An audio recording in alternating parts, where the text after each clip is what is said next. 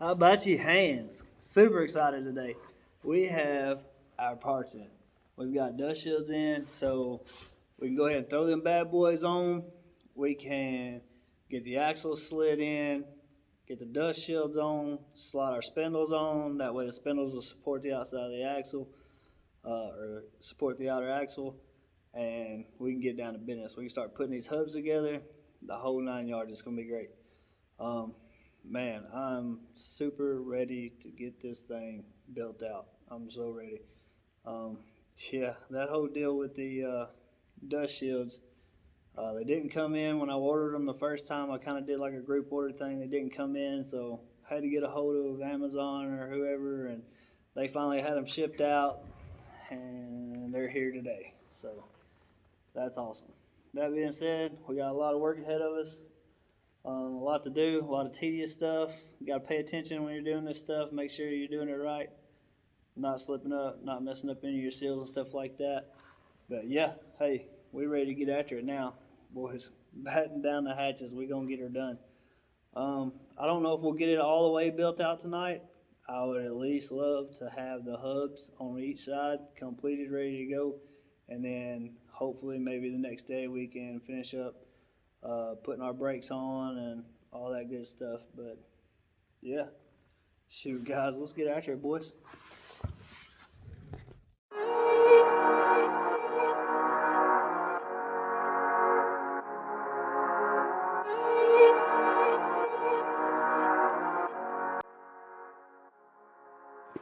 All right, fellas. So what you're gonna want to do here is you're gonna want to take and lube this needle bearing up, pack this thing full of grease. It's axle shaft runs in it, and it really don't get a whole lot of wear and tear on it unless you're in full drive. But when you're ready for full wheel drive, you want to make sure that you ain't running a dry bearing, nothing like that, because the last thing you want to do is have to jump back into this thing after you done all this work. And to get back to this part right here, you got to tear it all the way back down, pretty much all the way down to the axle shafts again. So go ahead, get you some high temp grease and throw in there and just work it inside that bearing. Roll that bearing around. Also, there's a void in here. I don't know if y'all can see it right there, but I like to try to get grease packed in there behind that void too.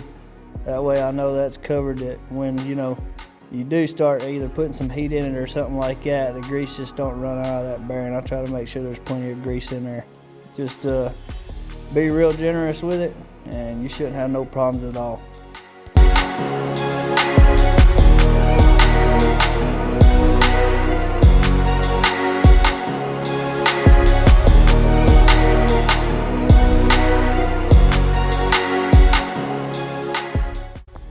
So what we're going to install right here, hands, is your spindle seal. Just make sure your flat side goes up. That little concave side, it always usually goes down towards the grease or fluids or whatever it's supposed to be containing. Just pop that right down in there and she'll be just fine. Also, we're fixing to move over here to the actual shaft splines. We're going to end up packing them suckers full of grease, because once you go to slide these things back into your chunk, you want to make sure when you go past that seal in there, you don't catch it, cut it, or tear it in any way, and that grease just acts like a little bit of support where the splines won't catch or cut. So that's all good. And then what we got here is this is like a little spacer slash dust seal combo deal, and it just slides up on the axle like that and makes sure that your lip's facing out towards the outside of the truck, and just make sure you have that on there before you go to put your spindle on, and you'll be just fine. And then make sure you coat this bad boy up good with some Never Sees, and support that axle and just slide it on in there nice and easy. Put that spacer in there, and then it's pretty much easy going from there.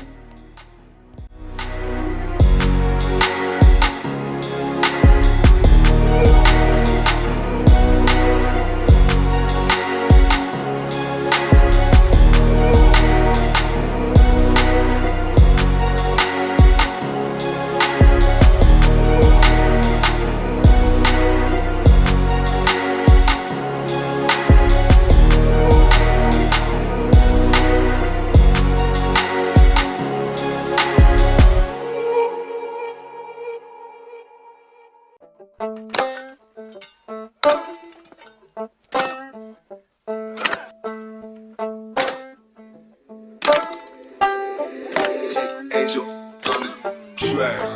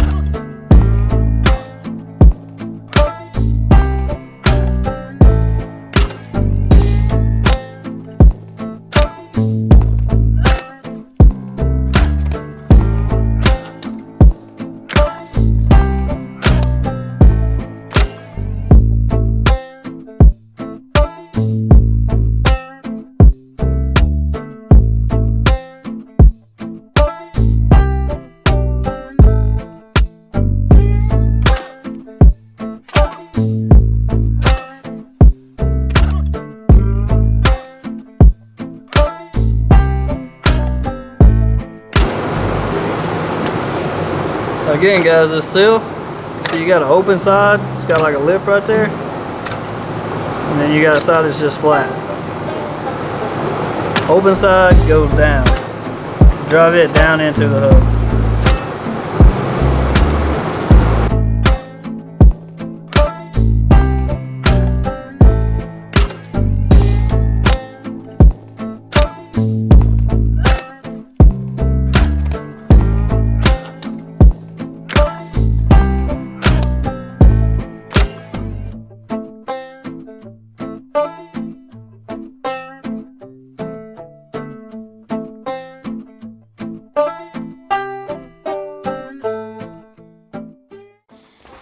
Yeah, guys, don't forget putting your ABS brackets on though. You can't get to them real good once you put the hub on. You can if you cut you an Allen wrench down, but it's a whole lot easier just to go ahead and put them on now. Put you a dab of Loctite on them and just screw them on in, snug them down real good.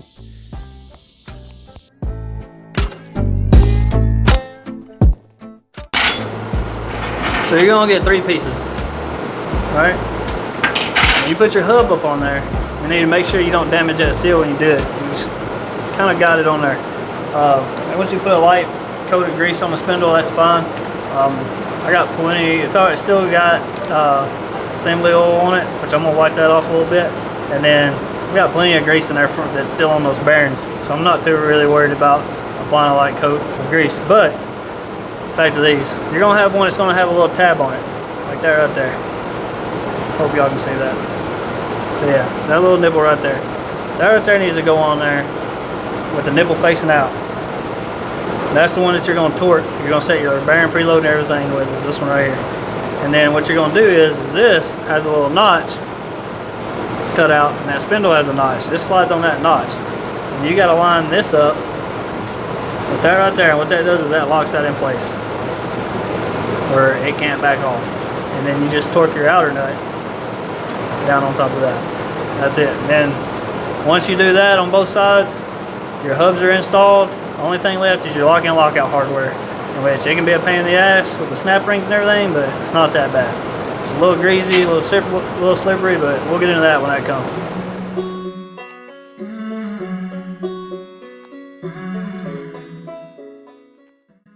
So if you ain't got an axle nut for this thing, you're gonna have to go get one, probably from the parts store, or order you one or whatever, because you don't get one on the kit. And another thing, when you're tightening this thing up, make sure you're spinning it like this. That way you can try to get them bearings of seat. Don't just go all the way at once. I'm just snugging it up a little at a time, rolling it around, making sure them bearings seat good, trying to get that grease worked out of there, because I've got them packed really good with grease.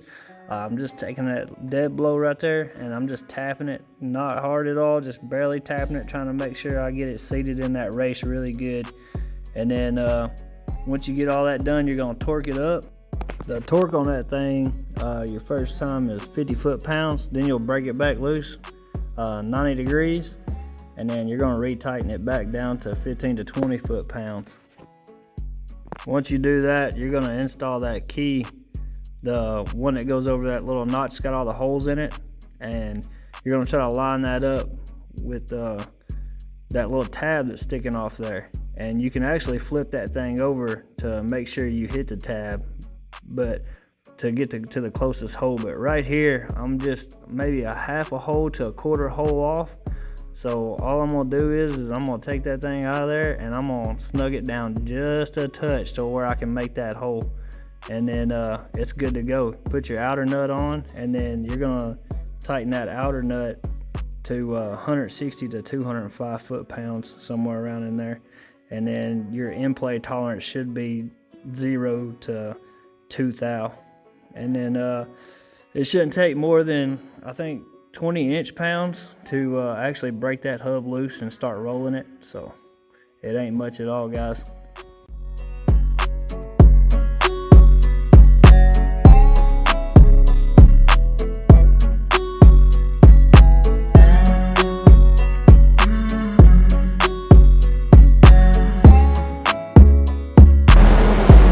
Alright, hand.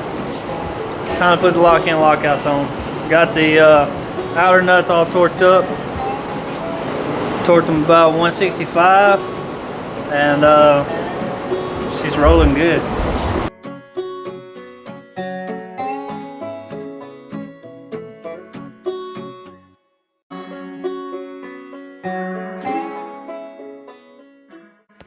So you're gonna take your little spacer right here, slide it on in, make sure you got a little bit of grease on it.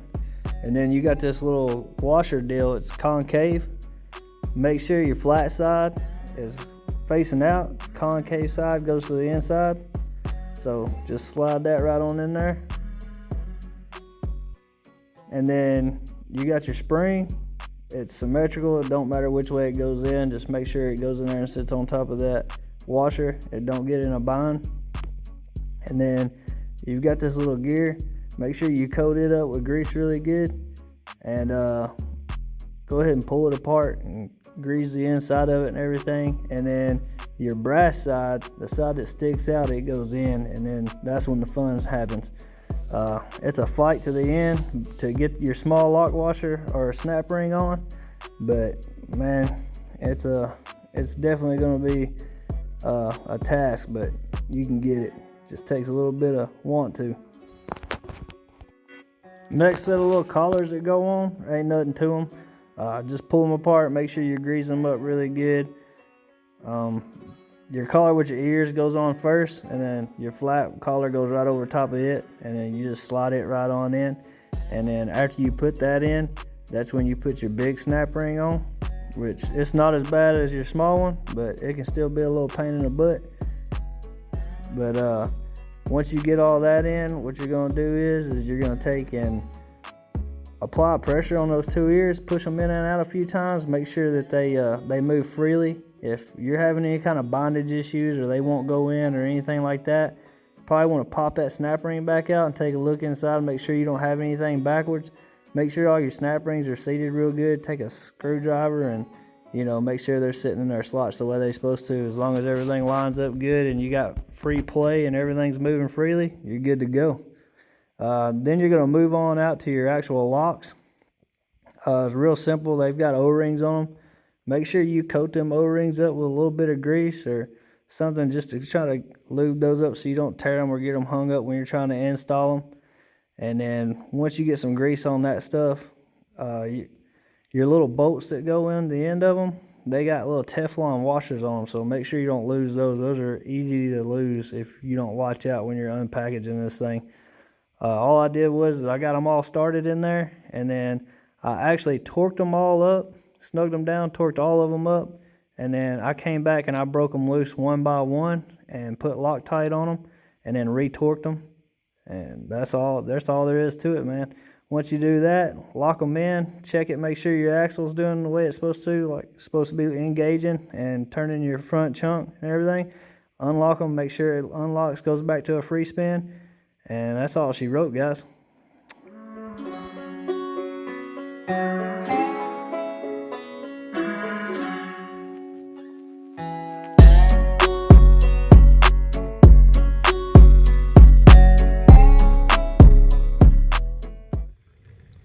Alright, hands, that's it for hubs. They are torqued to spec, everything's together, everything's rolling good.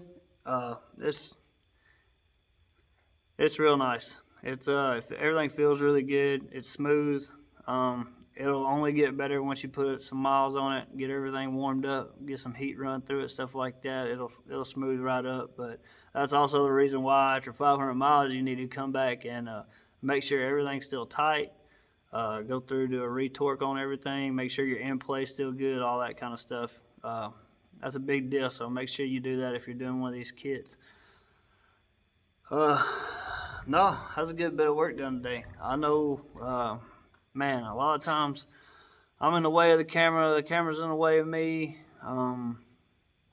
Maybe I'm not getting a good picture for y'all, a good enough picture. I'm trying to do the best I can to show y'all what I'm doing, but at the same time, I'm trying to get this done. But quality and everything, it'll get better. It'll get better. We'll get this thing figured out together, and hopefully y'all are enjoying this. Hopefully I'm helping somebody out. If you are liking it, hey, like the channel, subscribe to the channel, stuff like that. Make sure y'all go check out them welding caps though, man. They're slick, real slick. Keep an eye out for the deals. Wife's always doing deals on them and stuff like that. And maybe we'll do a little deal for the channel too. We get so many subscribers and stuff like that. Maybe we'll do a big hat giveaway or do some kind of deal for y'all. But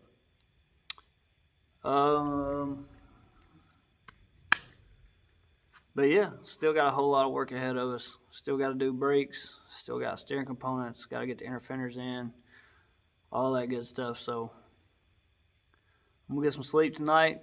We're gonna hit it back hard tomorrow. Hopefully get some decent video content. I don't know, my time